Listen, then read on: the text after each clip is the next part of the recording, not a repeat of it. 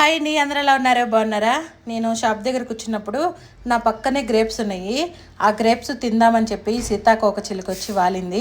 దాన్ని అయితే నేను పట్టుకున్నాను. ఈ సీతాకోక చిలుకను చూస్తుంటే మా జీవితమే గుర్తొస్తుంది. అదేంటంటే సీతాకోక చిలుక గొంగళి పురుగుగా ఉన్నప్పుడు దాన్ని అసలు ఎవరు పట్టించుకోరు. దగ్గరకు వచ్చినా చేదరించుకుంటారు, అవసరమైతే చంపేస్తారు కదా. ఆ గొంగళి పురుగే సీతాకోక చిలుకగా మారితే దాన్ని అందరూ ప్రేమిస్తారు కదా.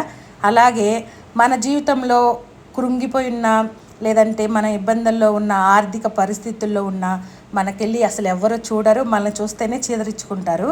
అదే మనం ₹1 సంపాదించుకొని ఒక స్థాయిలో ఉంటే వీళ్ళు మన వాళ్ళే అంటారు. మనం పలకరిపోయినా కూడా దగ్గరికి వచ్చి ప్రేమతో పలకరిస్తారు. మా జీవితంలో జరిగింది సేమ్ ఇదే.